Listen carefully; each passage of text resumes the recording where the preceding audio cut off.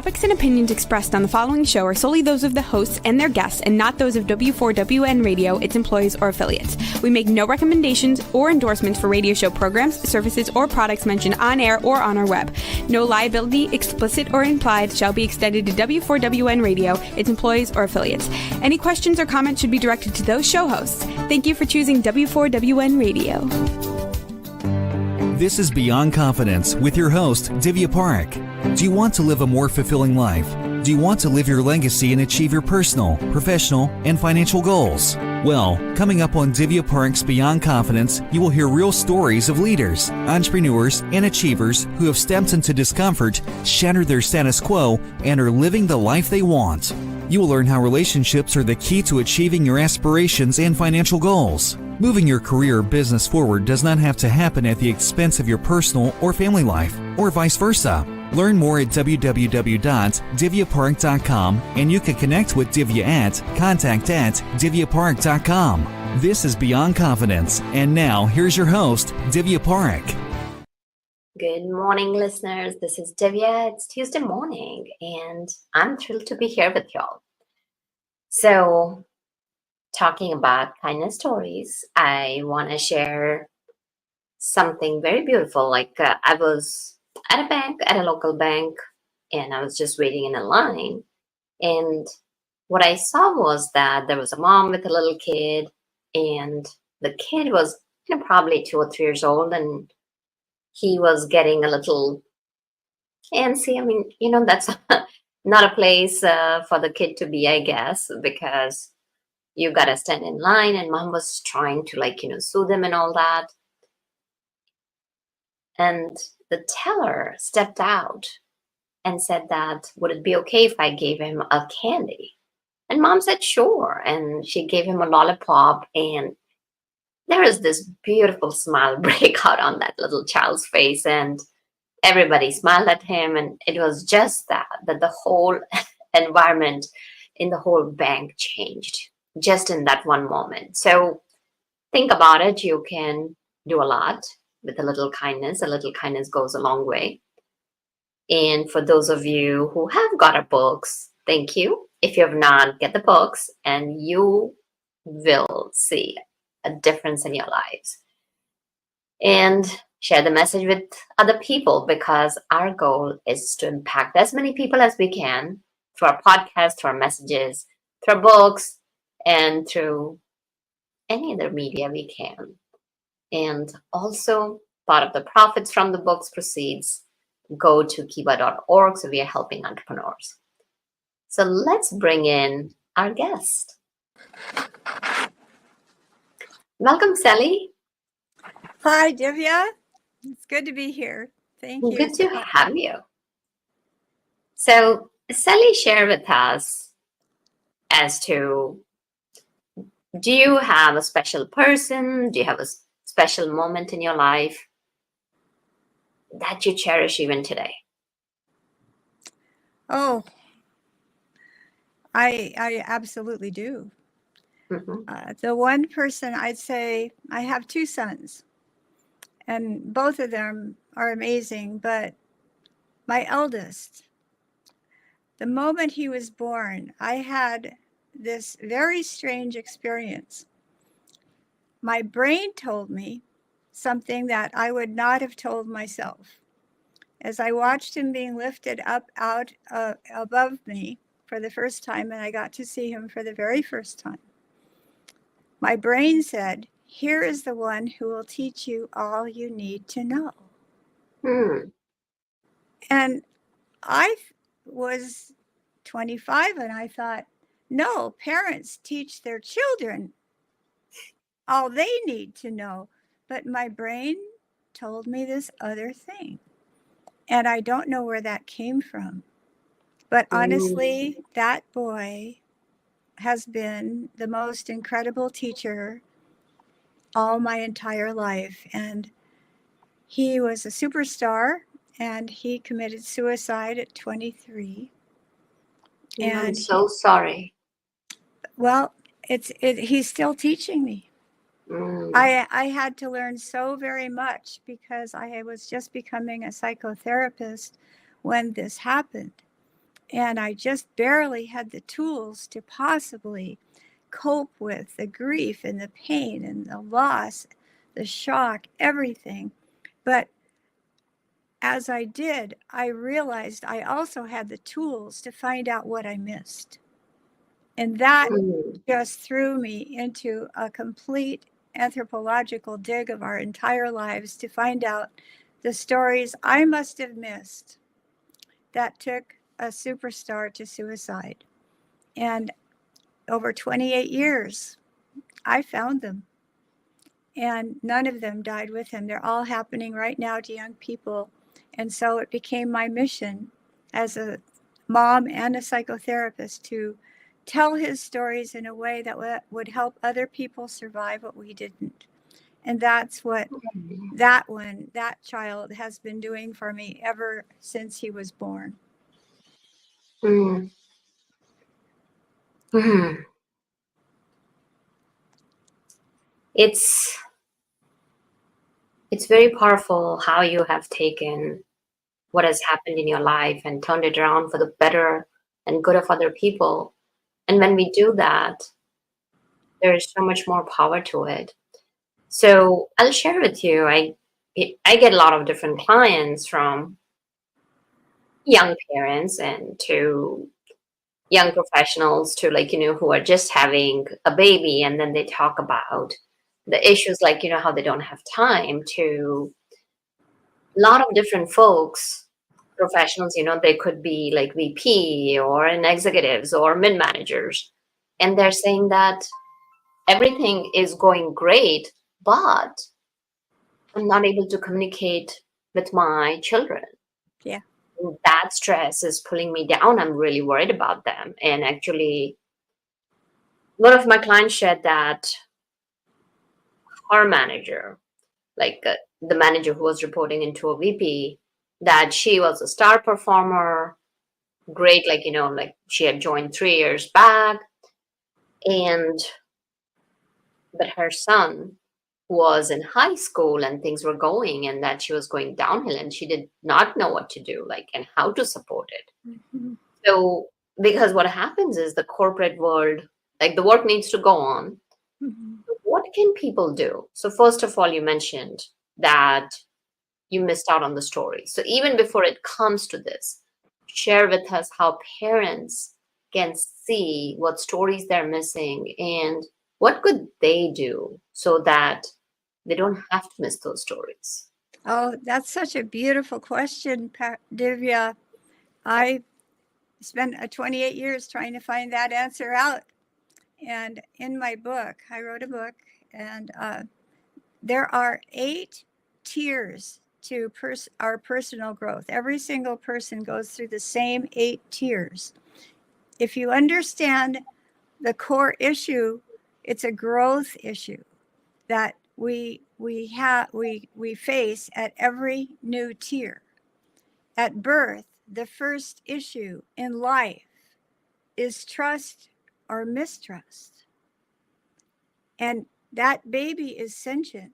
He is, or she has been in the womb and paying attention, able to hear, able to feel, completely aware of its surroundings. And when it's born, can it trust the environment? Do people love it and hold it and take care of it and give it the attention it needs? Or do they just ignore it and let it cry? I mean, that baby is paying attention. And so what it learns at the very beginning of life is going to affect it for the rest of its life. And in my case, that little baby that I had, which was very wanted, this little boy I named John, after Jonathan Livingston Seagull, because his father was an airline pilot. He was born and he was crying and crying and crying. And the doctor just kept telling me it's colic, it's just colic. And, you just have to wait it out. It's 3 months. And it was just miserable. And after 3 months, he was still crying so hard. And it was just a terrible thing. And I called the doctor and he said, well, maybe it's the 4-month colic or the 5-month colic. And I got so mad, I hung up on him and Mm. got another pediatrician immediately Mm-hmm. and took my son to see him the very first day. And he was examining John and he was feeling around his collarbones. And he said, oh, look here. He said, feel right here. There was a lump. And he said, Mm. he's had a broken collarbone. That's why he's crying. Oh my goodness. And it was never diagnosed. And I couldn't tell because it was just a teeny little guy. Mm. It was not all the way broken out, but it was broken. And so that Mm. was why he was crying. And so he learned to mistrust because I didn't help him. I hurt him. And that affected him for the rest of his life.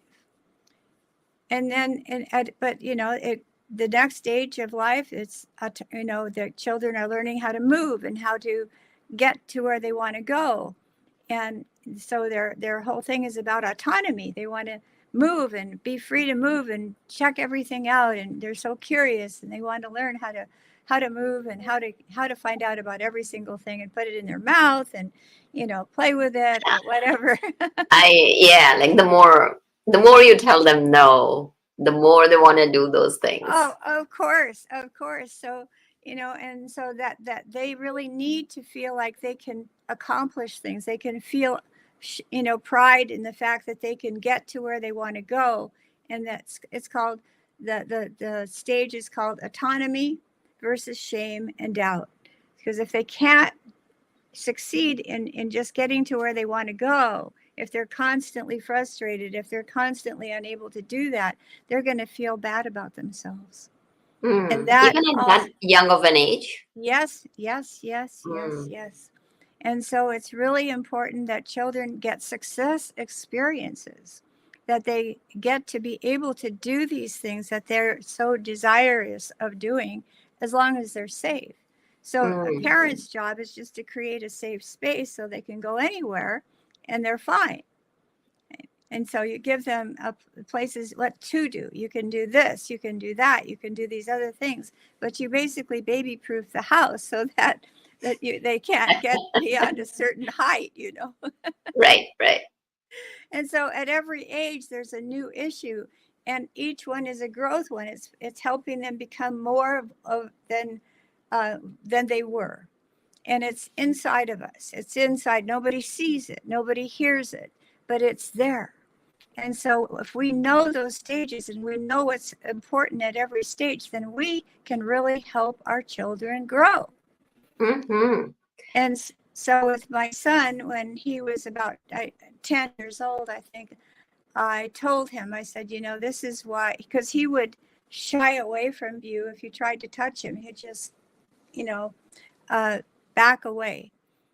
And so I told him, I said, this is why you do that, is because, of when you were born, you had a broken collarbone that wasn't diagnosed. So every time I touched you or picked you up, it probably hurt you. Mm. And I said, and that's why you do this. It's an automatic response now, but that's not who you are.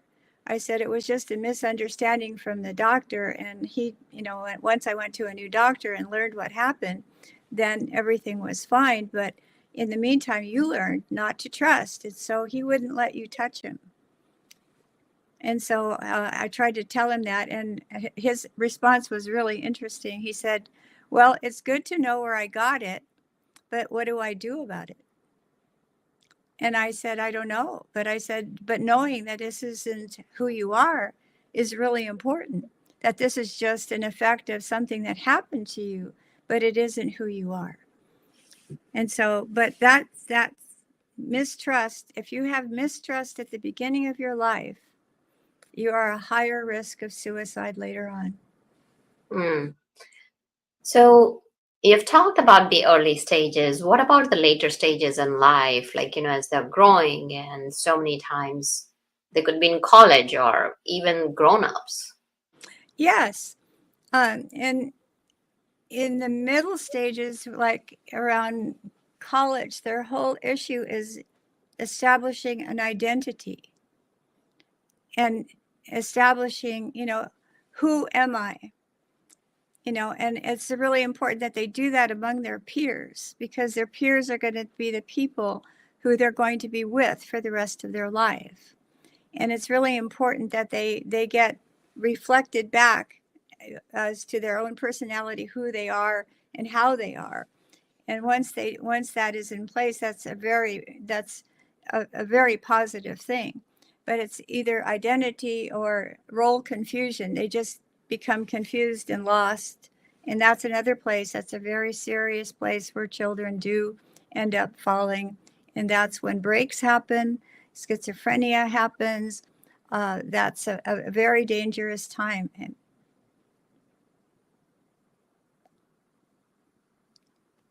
So can you tell us a little bit more about the role confusion? Yeah, role confusion is when you can't establish a coherent identity. You just can't, you're not getting, you don't have friends, you don't have interests, you can't find your way in society, you're not getting good grades, you're falling. You're just not getting the support you need to feel strong and clear and able to succeed.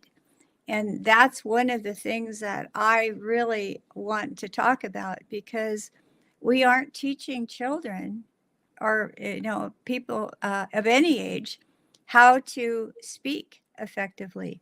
We're not teaching them how to self-regulate their emotions. We're not teaching them how to listen.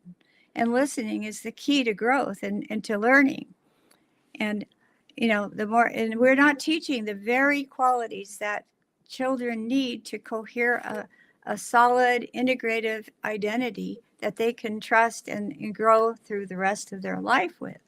And so this is where we are lacking as a society. We do not teach social emotional skills in school. And that is a huge, huge problem. And they expect the parents to teach it, and they've never been taught them either. And so it's a real catastrophe that's going on right now in America. And I am really dedicated to turning that around. And so for the last 21 years, I am invited into high schools for free, and I lead an 8-week class in teaching social emotional skills to the students. And I teach them to, these are high school juniors. And every year I walk in and I see a sea of dead eyes, just dead, bored eyes, Divya. And 8 weeks later, you can't believe the light in those eyes, and their hands are constantly raising. Everybody's excited. And they're realizing, as they're learning the skills of how to get along with other people, how to make a difference in your voice, in your eye contact, with your body language, with everything, that you can make a difference. You matter, your stories matter, and every kid learns from every other kid, and it just creates a wave, and there's no end to the possibilities. It's just absolutely a phenomenal thing. That's fantastic, the Yes. work that you're doing. So now, we have the medium to share with our audience. So to share, what are some of the basic things that parents could teach? You mentioned that, a lot of responsibility lies with parents. Well, so let's start at that phase. Share with us some practical ways where the parents, whether it's leaders in the corporations, that, let's say, the young fresh graduates are coming in, and if they're lacking, what are some of the practical ways that they can teach that social emotional learnings? Well, you want to teach, first of all, corporations are not really educating the new people coming on board of all the different, the life of a corporation, the kinds of things that we face in a corporation. They really need to understand the mechanics of a corporation, so that they can not take things personally, because that's a big problem. Mm-hmm. And with my son, when that was the immediate cause of his suicide, was he was, he was had been hired as the point man on a development team in Silicon Valley. It was a very high level job, and so he was the one who was supposed to, be competitive with Microsoft and Apple and that kind of thing. And he was very excited about this job. And he was doing really well, and he loved his boss. He thought it was great. And 6 months in, he went to work one day, and they said, "Okay, you're being transferred to a different part of the company."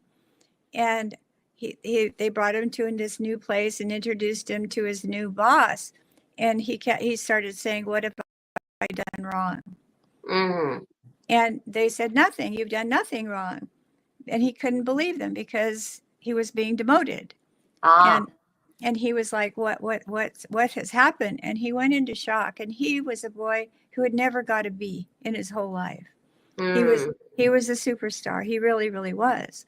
And so he thought he had failed, which was inconceivable for him. And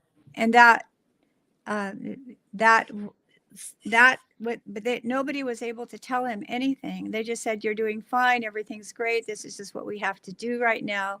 But he wasn't getting any answer with regard to what had happened. And that's when he actually killed himself.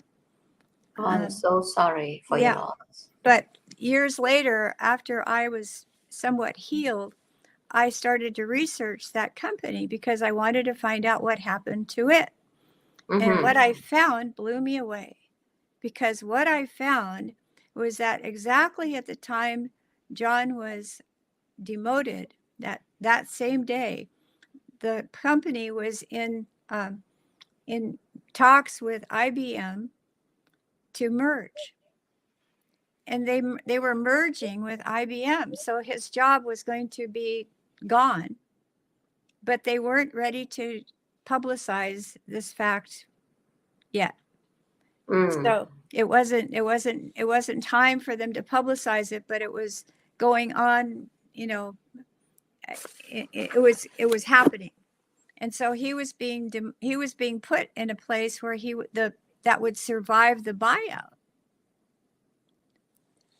They were trying to keep him, but they couldn't tell him about the fact that there was a merger going on. So in situations like this, what could be done? That is when I really believe that they should give some kind of a movie or film or something about the dynamics of corporations and how they work, and the kinds of things that happen in corporations that have nothing to do with your work or your ability or your performance or anything like that. But these are just things that happen inside corporations because they're a money-making thing, and they're an entity that only is existing to make money. But then there's other companies, and there's competition, and buyouts happen.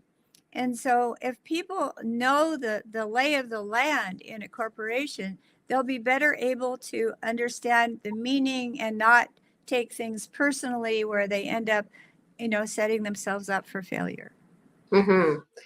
And this goes back to the communication piece that you were talking about earlier, that it's about communicating and letting them know that there are things. And I worked with a lot of my clients who say that, we are going to do layoffs and I cannot tell them, and it's coming. Yeah. So. But they could be warned ahead of time. They could be, well, sometimes they're not able to get warned, but here's the thing, that when you are sitting and delivering that message, that's the key moment, and prepping them during that time that I want to share how I see you as a strong candidate, as a strong person, and illustrate everything. And then just be transparent that there are things that are going on that we are not at liberty to disclose.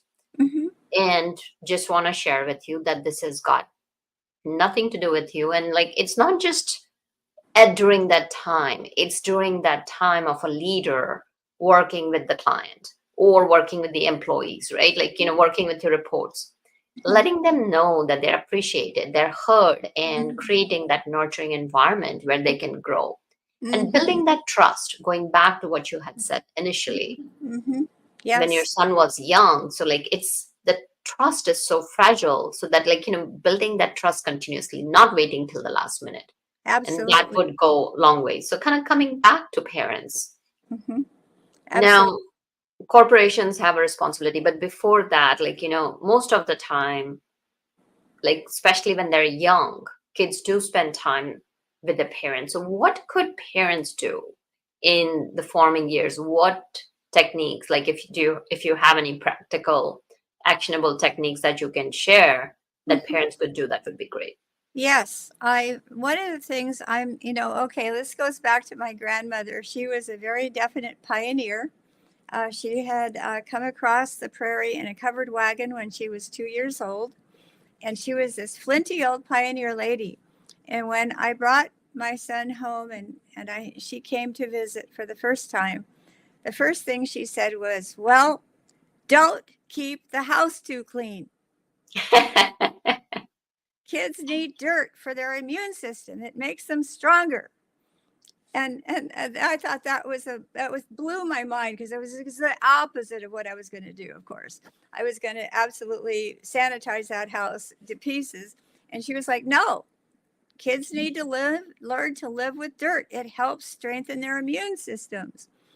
And so that was a mind-boggling message, which I helped me a lot. And the other thing she said is turn on the vacuum cleaner the minute he gets home and keep it on for 3 days. Then he'll sleep through anything. But what she was really telling me was something even more profound. She was saying, let children deal with difficulty.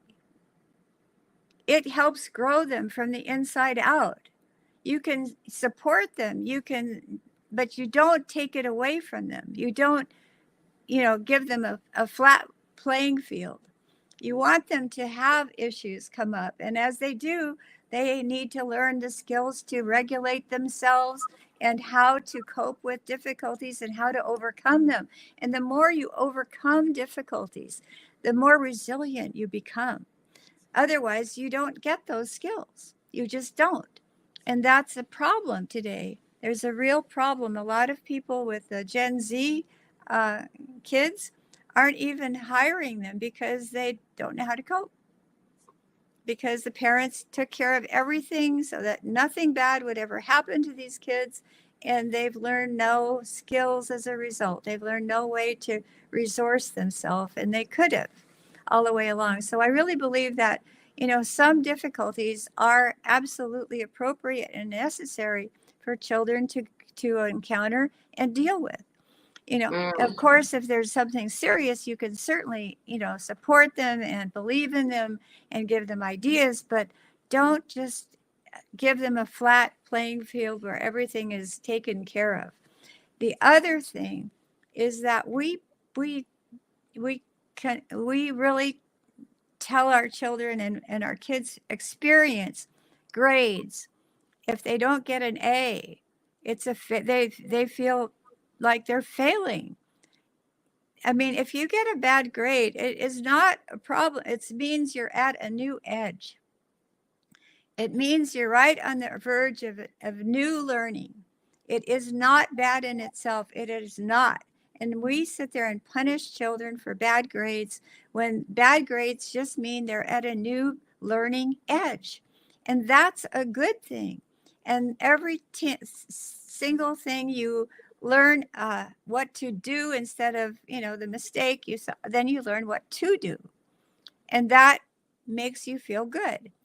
I had one of the most amazing young men I had as a tenant one time, who's now in Einstein's seat, told me once, he said, I'm not that smart, but he said, I'm unusually determined.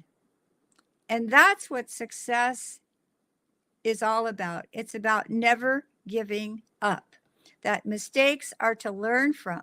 They're not bad in themselves. There's something you can learn from, and that makes them good.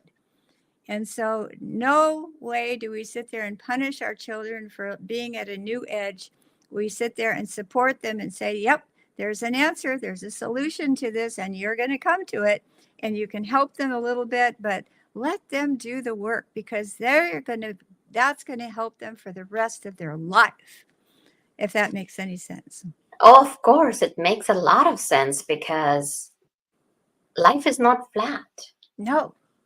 And well, like, so usually what happens is, what I've seen is that parents themselves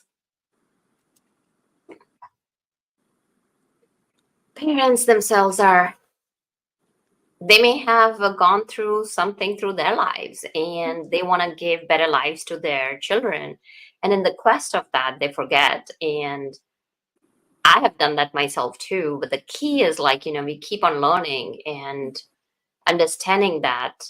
And as you're saying that, that's why it's so important to talk about this. So tell us, like, let's say your kids have grown up. Now you've missed the chance to help them become resilient when they were young. What could people do? Well, after the fact, well, they're already, I'm not sure I understand. Hello? Hello?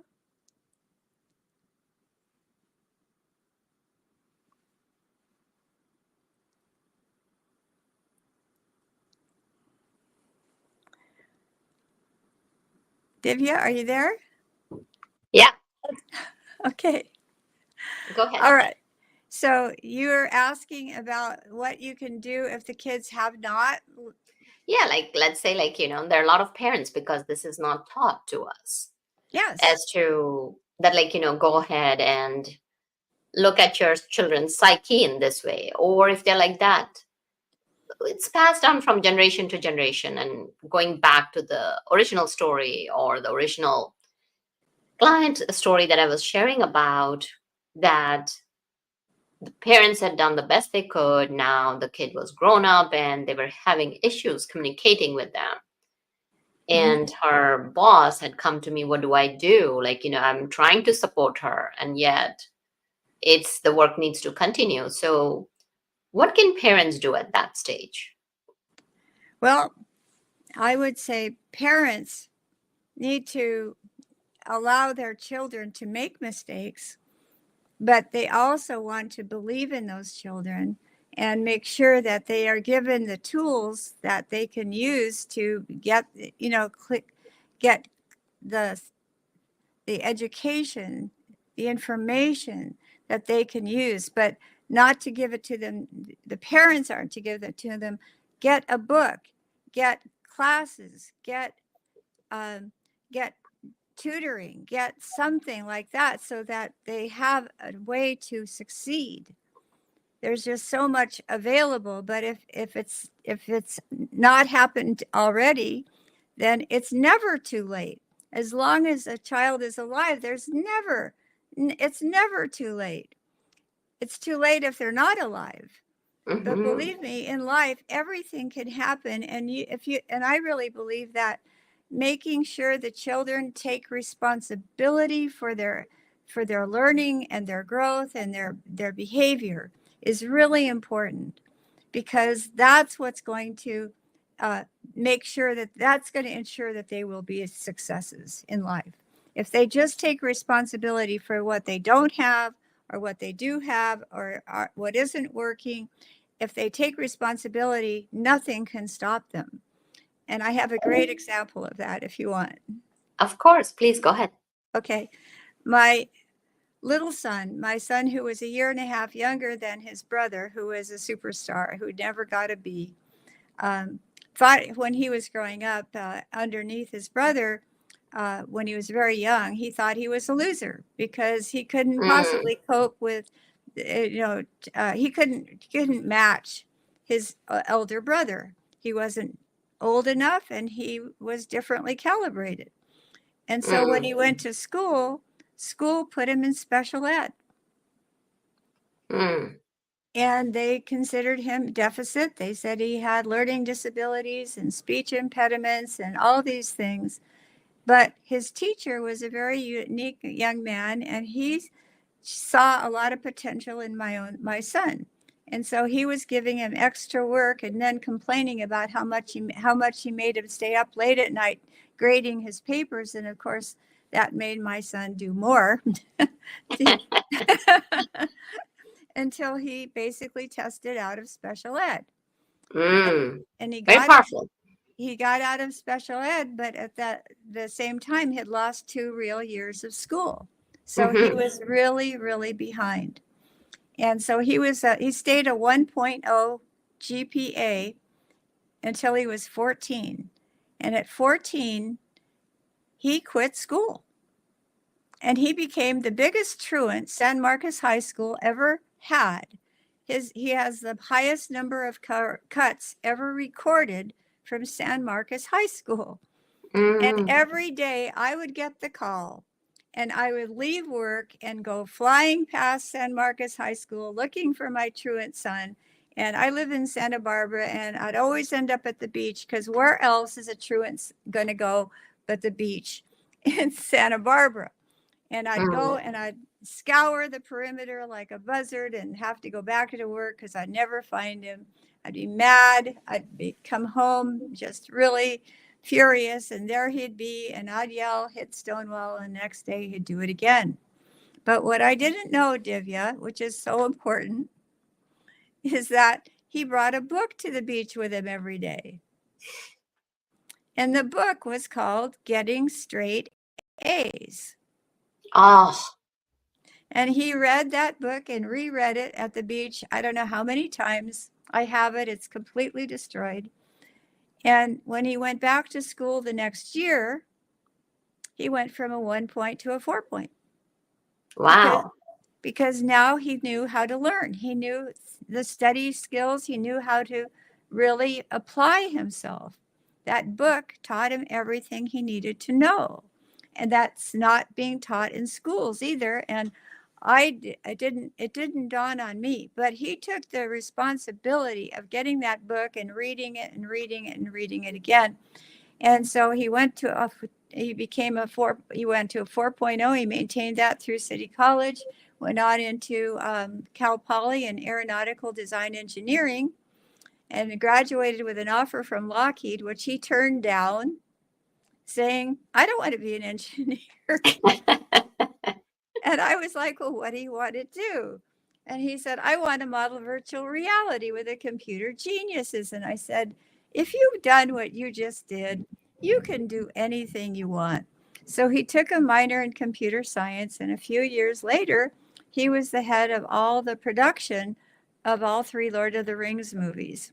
Oh, wow. And so what he had taught me there is that if you take responsibility for your situation, no matter what it is, there's ways you can learn and grow on your own, and then you own your success. You own it in a way that nobody else can take that away from you ever. And so he's a superstar. He's become a superstar on his own. And when his brother committed suicide, it was a really hard time. And on the way to the funeral, he said something that really hit me so hard. He said, you know, Mom, as long as John was alive, I knew I was part of a really smart family. But at the time, he didn't think he was so smart, but he knew he had the genes. And that gave him hope. That gave him hope. And so in a way, his brother was hard on him because he was always the ceiling he couldn't possibly get, match when he was younger. But John also gave him hope that he too had the same genetics. And that he could do the same, and he did. He did. So I think that's so beautiful thing. If you teach children to take responsibility for their actions or their inactions, nothing can stop them. It's a beautiful story. And Sally, I know you've written a book. Why don't you share with people where can they connect with you and the name of your book? And thank you. Thank you so much for sharing your story and your heart with us. Oh, thank you so much, Divya, for this opportunity. It's so important. I'm 81 years old now, and I don't feel it. And I feel like I really have a lot to tell people from what I've had to learn the hardest way possible. And the whole reason was for the book was to tell John's story in a way that would help other people avoid the kind of fate that he had. And whether it's suicide or whether it's drugs or if it's criminality or any of these other things that children can fall prey to, those are all basically, they're kind of a passive suicide. They don't kill you, but they will destroy your life. And so I just want people, all children, I want them to grow to their full potential. I want them to just have a wonderful life. And so I'm using my sons as a cautionary tale of what can happen that can go wrong at every age. Because at every age, something did go wrong for my son, and I didn't have any idea about this at the time. Parents are not taught about the stages that children go through as we grow, and the toggle that is alive and well in each of these stages that helps grow us to the next level. And if we don't support these children in the way that works for their inner growth, they're set up for failure. And we're not teaching this in school. And so that is what I created a book that would give people the tools to see exactly what to do from what we didn't do. Mm-hmm. That created so that they can take the lessons and survive and thrive for the rest of their lives. And what's the name of the book? It's called, yes, This is the Son I Knew Too Late, a guide to help you survive and thrive. And that is my promise. This is not a negative book. It's not a downer. It's a very powerful book because it's taking the real true stories of my son and it's teaching them in a way that's going to help other people live and know how to live every step of the way from birth to old age. It works. And so I'm very proud of this book because I had angels helping me write it. And it took an enormous amount of time, but it's on Amazon. It's 4.6 stars right now. And it's the stories of the people, the reviews of the people reading it are just so wonderful because it's proving that it's doing exactly what I hoped it would do. That's beautiful. And listeners, you can connect with Sally at sallyaraymond.com and get that book, and it will help you live the life you deserve and help you if you're a parent. Oh, well. To help your children. So thank you, Sally. Oh, my pleasure, Divya. It's such an important issue right now because our whole nation is splitting and it's completely unnecessary. It's because we just haven't been taught the skills we need to have a great society and a happy life, and it's all connected. Absolutely. Well, thank you for joining us, and thank you, listeners, for joining us, because without you, the show would not be possible. And thank you for being part of our family, and reach out to us and let us know how can we serve you, how can we support you, so that you can live that joyous life that everyone deserves. And thank you, Juan, for making the show technically possible. Be well and take care until next time.